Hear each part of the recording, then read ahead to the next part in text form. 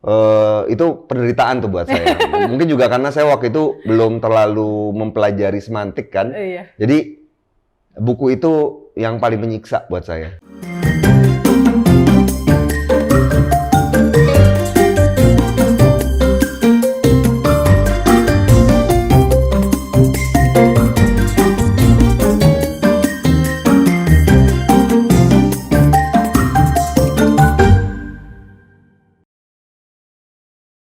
Halo kerabat Nara, selamat datang di Tanya Udah. Nah, sebelumnya saya perkenalkan diri dulu ya. Saya Aulia Angesti atau biasanya sih dipanggilnya Teh Au.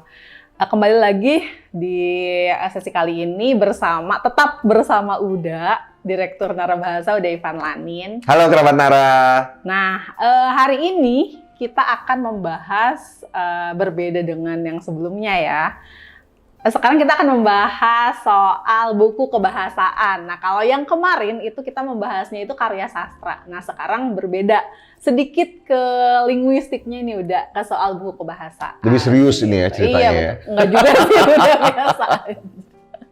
Oke, kita langsung aja udah ya. Ya. Saya mau bertanya beberapa hal nih, kita mau ngobrol asik aja hari ini. Nah, saya nih kemarin nonton beberapa wawancaranya Uda nih di YouTube, juga di beberapa kanal medsos lain. Ini untuk persiapan menjadi pembawa acara ya? Iya, betul. Ketahuan. Aku saya harus riset dulu materinya gitu, Uda. Nah, kemarin itu saya lihat Uda itu bilang bahwa pertama kali Uda tertarik ke kebahasaan itu karena udah merasa kurang mahir dalam bahasa Indonesia. Iya. Nah, pertama kali setelah udah menyadari itu tuh apa yang udah lakukan? Cari-cari rujukan. Ketika itu kan tahun 2006 memang internet sudah cukup lancar ya, walaupun mungkin tidak selancar sekarang. Jadi sumber pertama yang saya cari adalah sumber internet. Sayangnya ketika itu sumber kebahasaan jarang sekali ditemukan di internet, masih jarang. Itu tahun 2006. 2006, oke. Berapa tahun yang lalu itu? Sekitar. Udah banyak ya? Iya. Sekitar. 2006. Abis itu ini penonton pasti langsung, 2006 gue lagi ngapain ya? Udah lahir belum ya? Nah, itu awalnya. Jadi saya cari-cari di internet, terus saya bergabung dengan beberapa grup. Dulu zamannya Milis. Milis, oke. Ya. Tahu pernah mengalami Milis nggak? Milis itu adalah anak-anak sekarang mungkin bayanginnya Milis itu kayak forum internet lah, Discord, gitu. Oh iya. Bedanya? Kaskus bukannya udah, bukan? Ya bedanya gini, platformnya beda-beda. Okay. Jadi kalau Milis itu platformnya surel atau email. Jadi orang itu ngirim ke satu alamat, nah nanti itu otomatis terdistribusi ke semua anggota. Kalau sekarang kan langsung ya, kita pesan WA di grup. Jadi pada dasarnya sama konsepnya, cuma mediumnya yang berbeda. Nah, saya cari-cari di sana, terus kemudian ada beberapa pertanyaan yang ternyata tidak terjawab dari sana. Akhirnya kemudian saya belilah buku-buku kebahasaan. Mulai itu tahun 2006, itu saya mulai mengoleksi buku-buku kebahasaan. Saya ingat waktu itu tuh ada toko buku, cuman saya lupa deh, saya udah lama nggak kesana. Toko buku Bell Book namanya, seingat saya. Nah, toko buku itu enaknya, dia itu punya satu menu yang khusus buku kebahasaan. Dan diurutkannya berdasarkan waktu terbitnya. Jadi yang paling atas adalah yang paling awal terbit. Jadi saya tinggal masuk ke sana, saya lupa apa itu tahun 2006 atau sudah 2010-an ke atas ya. Pokoknya akhirnya kemudian saya menggunakan situs web itu untuk memesan setiap berapa bulan sekali saya pesan gitu. Selain itu saya juga sering membeli buku kebahasaan kalau main-main ke toko buku. Gak usah sebutin namanya ya, kita udah tahu ya toko buku terbesar di Indonesia itu cuma satu ya. Yang satu soalnya baru tutup beberapa waktu yang lalu, itu sedih banget loh. Nah, saya pergi ke sana dan ya selalu mencari. Akhirnya saya koleksi. Disitulah saya kemudian belajar berbagai teori kebahasaan. Oke. Jadi memang awalnya itu cari-cari di internet sama sebenarnya sama generasi kita.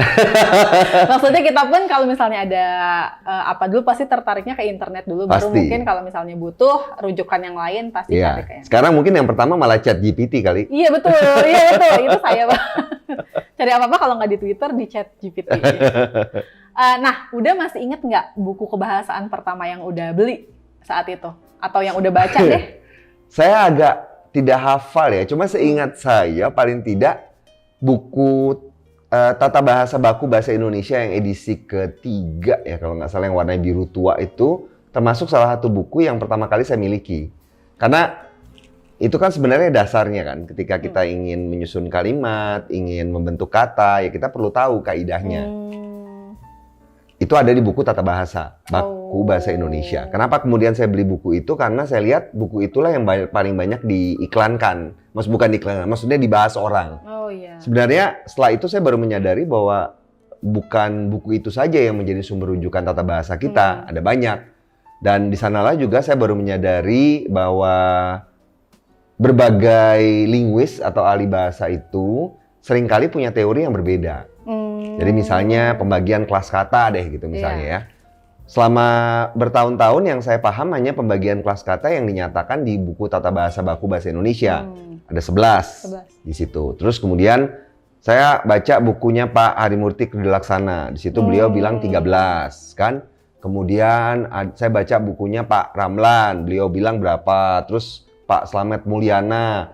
Jadi Sultan Takdir Ali Syabana. Jadi gara-gara itu kemudian saya jadi penasaran kan. Saya beli buku-buku lama yang tentu saja belinya akhirnya di toko loak ya. Karena udah nggak ada kan. Nah sekarang ada Tokopedia, lumayan lah. Paling nggak buku untuk mencarinya bisa pakai nama. Kalau dulu kan benar-benar harus untung-untungan. Sekarang secara spesifik kalau saya ketemu membaca buku, terus di buku itu ada rujukan apa, saya penasaran, saya cari. Nah itulah yang kemudian juga menjadi sumber-sumber buat koleksi buku linguistik saya. Oh iya. Nah tadi kan udah dibahas beberapa penulis juga, ada Harimurti dan sebagainya. Nah siapa sih yang membuat Uda makin tertarik? Ada nggak satu tokoh linguistik atau misalnya satu penulis yang membuat Uda itu makin tertarik belajar linguistik? Pak Goris Karaf. Bukunya? Jadul banget ya. Bukunya apa ya? Ada serinya beliau itu ada narasi dan eksposisi digabung sama deskripsi apa? Saya lupa lah. Pokoknya beliau itu menerangkan 4 jenis karangan kan, narasi, deskripsi, eksposisi dan argumentasi. Nah itu tuh digabung-gabung, ada 2 buku digabung apa saya lupa gabungannya apa. Terus diksi dan gaya bahasa. Jadi buku Pak Goris Karaf itu komposisi satu lagi. Seingat saya yang pertama saya baca itu komposisi. Menurut saya buku Pak Goris ini sangat praktis ya. Artinya beliau itu tujuannya karena mungkin bukunya itu ditujukan memang untuk orang yang mau belajar bahasa untuk menulis ya, bukan untuk belajar ilmunya. Nah, jadi beliau itu cara beliau memaparkan itu menurut saya itu cukup enak untuk dibaca. Tidak terlalu teoretis tapi juga tidak dangkal. Nah, itu yang menurut saya yang salah satu buku pertama yang saya sukai. Lalu berikutnya Henry Guntur. Itu kenapa? Karena beliau punya koleksi buku yang sangat lengkap. Kayaknya semua topik kebahasaan itu beliau tulis deh. Itu yang membuat saya senang ya. Kemudian Pak Harimurti Kridilaksana jelas karena beliau serius sih bukunya ya, serius banget. Tapi ya menurut saya itu kalau orang ingin mendalami kebahasaan itu sangat membantu. Kemudian Pak Abdul Khair. Pak Abdul Khair juga karena beliau banyak buku yang beliau buat ya. Siapa lagi ya? Kalau disebut satu buku linguistik yang harus dimiliki oleh semua orang, saya akan bilang buku Pesona Bahasa. Pesona Bahasa dari? Saya lupa. Itu yang menulis banyak. Saya baru tahu bahwa itu adalah buku keroyokan dosen-dosen FIB UI. Kalau penyuntingnya itu ada 3 orang. Dan menurut saya buku itu memuat ringkasan dari semua topik yang dipelajari di linguistik. Nah, paling mungkin kayak Wikipedia gitu lah ya. Cuman ditulis oleh ahlinya, bukan ditulis oleh sukarelawan kan, yang mungkin anak SD atau anak SMP. Ahlinya gitu yang nulis. Dan bahasanya cukup mudah. Setelah orang mengetahui dasar-dasar itu, kemudian dia bisa memperluas dengan mempelajari detail masing-masing. Oh, oke. Nah, apakah buku Pesona Bahasa itu menjadi buku favorit Uda? Iya. Buku linguistik? Iya. Selain itu apa lagi Uda? Selain Pesona Komposisi. Bahasa? Oh, Komposisinya Pak Goris Karaf. Pak Goris. Diksi dan gaya bahasa itu juga sangat membantu penulisan. Mungkin saya tuh tipenya orang yang suka praktis ya sebenarnya ya. Saya suka yang langsung bisa memberikan petunjuk buat orang melakukan sesuatu yang ada wujudnya. Ya tentu saja yang teori juga saya suka ya, seperti buku pembentukan kata dalam bahasa Indonesia Pak Hari Murti itu teknis sekali dan beliau deskriptif kan, mengumpulkan data-data dan itu bermanfaat. Tapi buat orang yang hanya ingin menulis, buku itu bikin pusing sih. Buku untuk orang yang ingin menulis, buku yang menurut saya sampai saat ini ya, menurut saya yang masih paling gampang itu komposisi. Komposisi, oke. Pak Goris tadi ya? Ya. Nah, kalau tadi ngomongin buku yang udah suka, buku linguistik, buku kebahasaan yang udah suka. Kebalikannya nih Uda, sebaliknya buku kebahasaan yang menurut Uda agak susah Uda mempelajarinya atau yang kurang Uda sukai deh. Itu ada bukunya Pak Parera, Semantik kalau saya nggak salah. Itu bahasanya susahnya minta ampun. Gila. Ya mungkin juga karena apa ya, bidang semantik itu kan memang bukan bidang yang gampang ya. Jadi untuk membacanya itu perlu waktu. Itu penderitaan tuh buat saya. Mungkin juga karena saya waktu itu belum terlalu mempelajari semantik kan. Jadi buku itu yang paling menyiksa buat saya. Bukan jelek ya, nggak jelek. Cuma memang bukan buat orang yang baru mau mulai belajar linguistik. Nah, udah kayak saya nggak sih kalau misalnya baca buku yang susah, bener-bener yang bacanya tuh berkali-kali gitu, berkali-kali banget. Iya, saya punya teknik sih sebenarnya. Jadi, saya pernah baca di mana gitu ya. Jadi kalau misalnya kita baca buku yang susah, itu jangan menyerah. Kita biasanya kesulitan karena kita tidak familiar dengan topik tersebut. Sama seperti kalau misalnya kita pergi ke sebuah tempat, begitu kita menuju ke sana kan, kerap kali itu kita merasa lama sekali kan untuk sampai ke sana kan. Demikian juga waktu kita baca. Waktu awal itu pasti kita ibaratnya tuh sedang menerobos sesuatu yang belum pernah kita lalui. Baca aja sampai akhir, biarkan semua itu masuk ke otak kita. Itu di bukunya Pak Parera itu kan saya coba kan, ya udahlah nggak peduli saya ngerti apa enggak, gue baca aja semuanya sampai akhir. Terus tutup kan. Ada yang inget gak ya? Ngerti gak? Tapi begitu saya baca lagi kedua kali, itu lebih gampang karena beberapa istilahnya itu sudah saya pahami. Iya. Nah, udah itu butuh bantuan dari sumber lain nggak? Misalnya ketika baca itu, udah juga cari-cari istilahnya di Google kah atau di mana kah? Pasti. Untuk membaca apa-apa sebenarnya bukan hanya membaca buku keilmuan ya, buku non fiksi ya. Membaca buku fiksi pun kadang-kadang kita harus buka kamus untuk mengetahui makna kan. Ya kalau pengarangnya memang kreatif, berusaha mencari kayak Mas Yusi, Mbak Dewi Lestari, Mas Eka Kurniawan, itu mereka cukup kreatif kan, mencoba untuk mencari diksi yang jarang diketahui orang. Betul. Nah itu memaksa kita untuk, ini kata apa ya? Kita betul. cari gitu kan, seru kan kalau kayak gitu ya. Betul. Sebenarnya itu memang harus.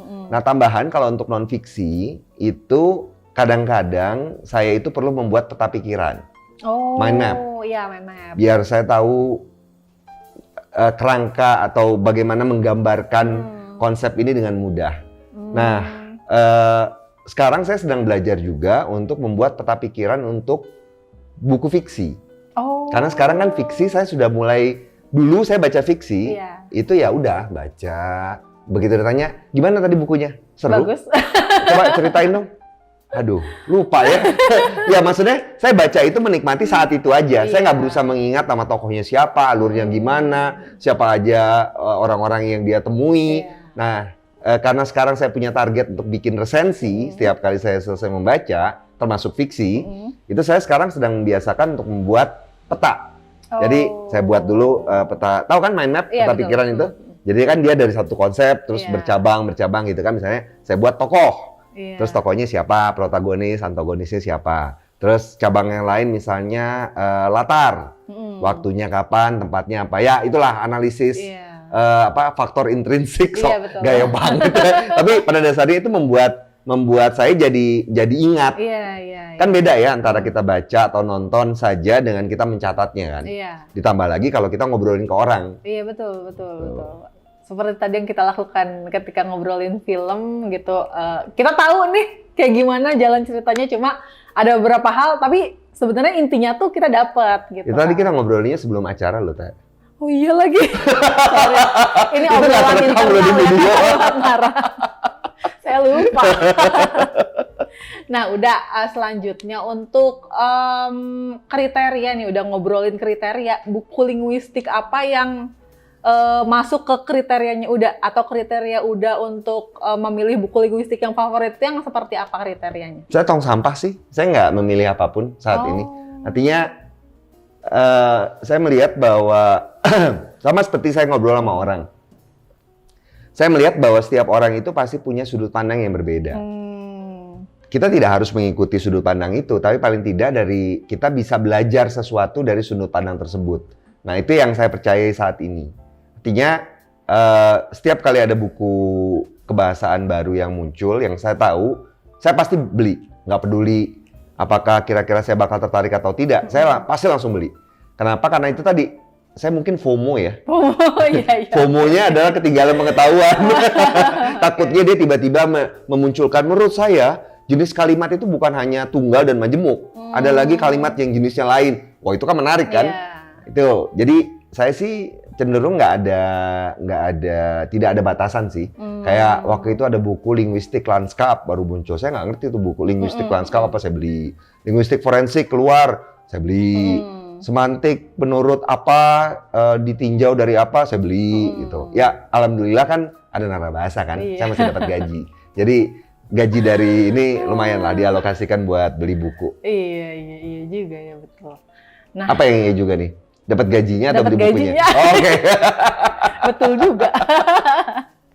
Nah, untuk kalau sekarang udah lagi baca buku linguistik apa? Atau buku kebahasaan apa? Yang terakhir belum selesai apa ya? Sebentar. Yang paling baru politik bahasa ya kalau saya nggak salah. Pierre siapa gitu. Itu belum selesai itu. Mungkin karena saya terdistraksi membaca yang lain sih. Belakangan yang saya baca, jadi gini, saya mungkin sekarang ini sudah tidak membatasi lagi antara harus linguistik yang teoretis banget atau yang bentuknya terapan. Misalnya kayak kemarin itu saya baca bukunya Om Budiman Hakim. Judulnya tuh Makna Ganda. Makna ganda ini sebenarnya kan kalau di dalam linguistik ada ya, di dalam semantik itu ada ambiguitas. Nah, cuman si Om Budiman Hakim itu mengemas buku itu dari sudut pandang praktisi periklanan. Beliau melihatnya bagaimana menggunakan ambiguitas untuk menunjukkan kreativitas. Di dalam iklan itu bisa digunakan, waktu bercanda. Kalau kita lihat kan misalnya Cak Lontong. Cak Lontong itu kan humornya itu lucu banget ya. Dan salah satu aspek yang beliau gunakan untuk menimbulkan kelucuan itu adalah keambiguan. Iya lagi. Satu kata, terus kemudian kamu mau tahu? Mau, gimana sih ceritanya? Ini tahu. Nah, itu salah satu yang dilakukan kan. Maksudnya itu cerdas menurut saya. Karena nggak semua orang kemudian bisa melakukan itu. Iya, betul. Nah, kalau tadi kan kita udah bicara soal kriteria. Udah punya rekomendasi untuk kerabat Nara nggak nih? Buku kebahasaan yang harus kerabat Nara baca kalau misalnya baru mau belajar linguistik. Karena bukan latar belakangnya bukan belajar linguistik gitu, udah. Pemula mungkin ya, untuk pemula. Yang gratis itu adalah buku Tata Bahasa Baku Bahasa Indonesia, edisi 4. Tinggal tik aja di Google, itu disediakan gratis oleh Badan Bahasa. Kemudian Badan Bahasa menyediakan seri buku penyuluhan. Itu ada ejaan, kata, kalimat, sampai dengan paragraf. Itu yang gratis ya, maksudnya kan senengnya gratisan kan rata-rata ya. Nah, kalau mau beli bukunya, buku yang saya anjurkan ya, kalau linguistik murni itu Pesona Bahasa. Oh, yang karena tadi, itu ya. akan mengantarkan kita kepada pengetahuan tentang linguistik secara umum. Apa aja gitu bidang-bidangnya. Kalau ada satu yang saya lupa, itu bukunya relatif baru, buku Pak Joko Saryono. Seri buku. Iya. Itu seri buku terampil berbahasa Indonesia ya. Itu ada kosakata, sinonim, kalimat, sama paragraf. Iya. Yang baru ini kata beliau gaya bahasa beliau mau buat. Jadi masih ada kelanjutannya.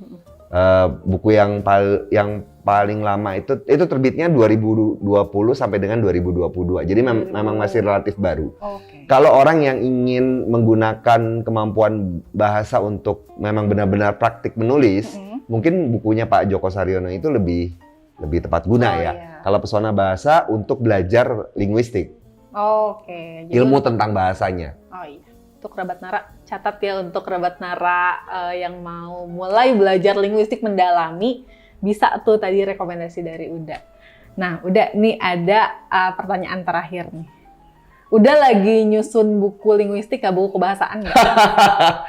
Iya, saya kan gemas ya, karena banyak sekali orang yang di Twitter atau di berbagai media sosial itu mempertanyakan kredibilitas saya kan.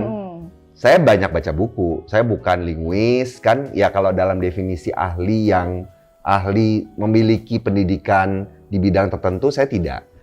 Nah sekarang ya saya hanya berusaha untuk membuat ilmu kebahasaan itu menjadi sederhana untuk bisa dimanfaatkan orang.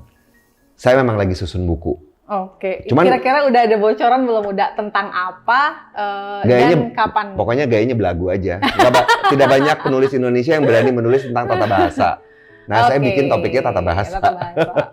Nah, kira-kira keluarnya udah ada ancer-ancernya belum Uda? Kapan? Belum ya. Lagi proses berarti. Kalau mau lihat prosesnya, lihat aja blog saya. ivanlanin.medium.com karena di situ sekarang saya lagi kejar tayang. Untuk bahan buku saya kan daripada saya kan punya target menulis satu tulisan setiap hari, membuat satu tulisan setiap hari. Daripada saya memisahkan kegiatan membuat tulisan tiap hari itu dengan kegiatan menyusun buku, lebih baik saya gabungkan. Jadi saya cicil. Misalnya kayak pekan lalu itu saya sedang membuat rangkaian untuk menulis pembentukan kata.